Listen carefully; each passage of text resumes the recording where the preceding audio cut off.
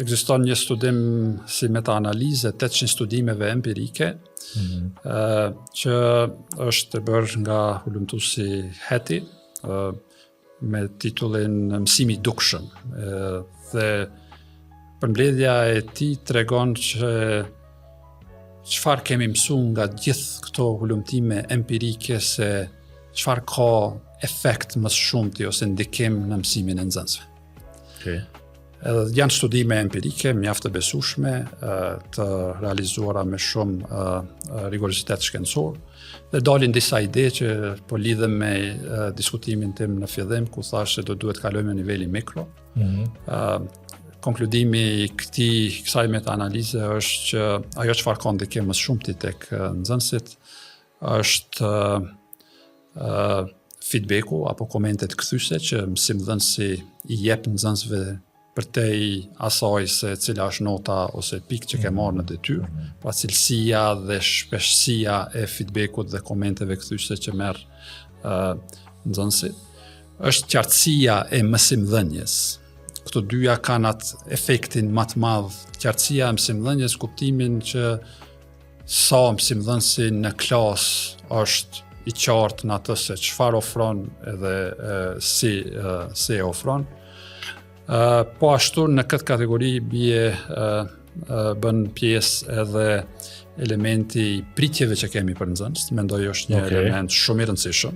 Këtë rast prindrit, komunitetin edhe mësimdhënësit, por edhe pritjet, po është shumë interesant që se ke menduar asnjëherë se mos edhe kjo është një çështje që duhet trajtohet. Për shembull, nëse pritja është që kush mundet, aq sa mundet, por ne s'kemi rol që ta ngrisim një nivel më lartë, natyrisht që ata nxënës do të mbesin aty ku i kemi gjetur.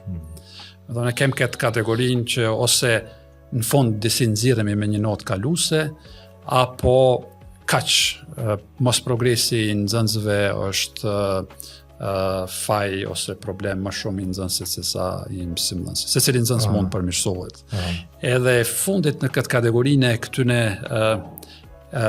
strategjive ose efektit që ka në cilësinë e mësimdhënies është mikromësimdhënia.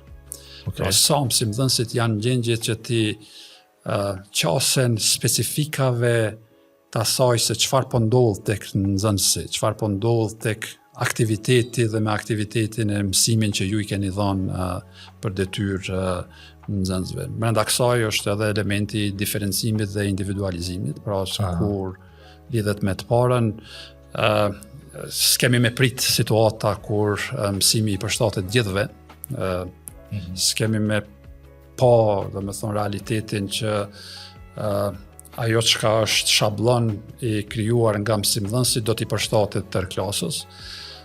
Kam përshtypjen që ekziston një përparim tek ne lidhur me individualizimin, inkluzionin, gjithëpërfshirjen, por që është mjaft larg falë edhe mungesës së kushteve dhe përgatitjes së duhur të mësimdhënësve që të kemi një realitet kur këto kategoritë ekstreme, kisha me thonë, të nxënësve në sistem do të parafrohen. Nxënësit që kanë vështirësi më të mëdha, edhe nxënësit që kanë arritje më të mira, do të thotë do të jetë një dallim i madh. Kjo e bën shoqërinë e shëndosh.